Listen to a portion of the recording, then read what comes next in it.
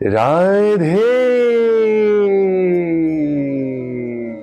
राधे। चलिए, आज के अध्याय में हम आपको बताएंगे कि ब्रह्म शब्द का अर्थ क्या होता है। मिलकर बोलिए राधे राधे। जो व्यक्ति कृष्ण भावनामृत में पूर्णतया लीन रहता है, उसे अपने आध्यात्मिक कर्मों के योगदान के कारण अवश्य ही भगवत धाम की प्राप्ति होती है, क्योंकि उसमें हवन आध्यात्मिक होता है और हवि भी आध्यात्मिक होती है। यहाँ इसका वर्णन किया गया है कि किस प्रकार कृष्ण भावना भावित कर्म करते हुए अंतोगत्वा आध्यात्मिक लक्ष्य प्राप्त होता है। कृष्ण भावनामृत विषयक विविध कर्म होते हैं, जिनका वर्णन अगले श्लोकों में किया गया है, किंतु इस श्लोक में तो केवल कृष्ण भावनामृत का सिद्धांत वर्णित है। भौतिक कलमश से ग्रस्त बद्ध जीव भौतिक वातावरण में ही कार्य करते हैं, किंतु फिर भी उसे ऐसे वातावरण से निकलना ही होगा।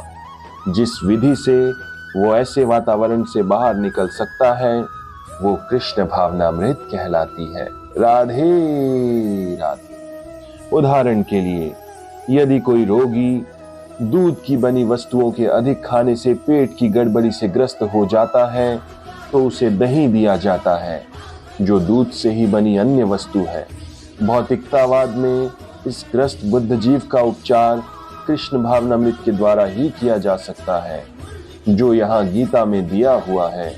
ये विधि यज्ञ या विष्णु या कृष्ण को प्रसन्न करने के लिए किए गए कार्य कहलाती है।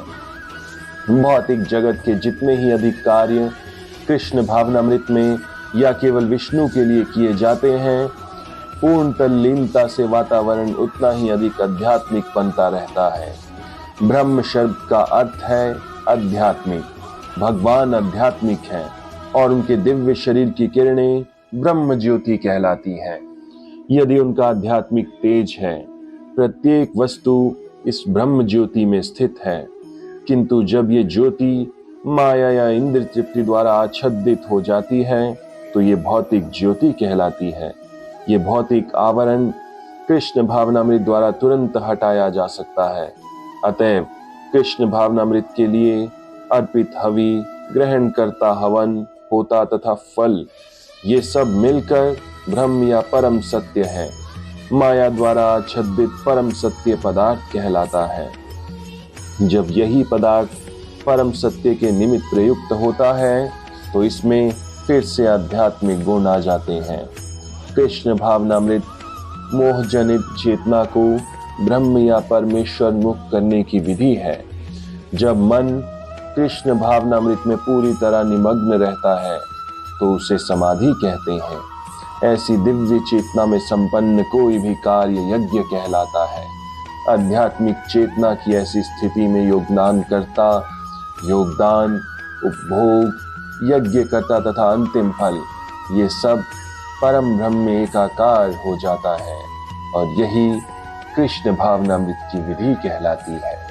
मिलकर बोलिए राधे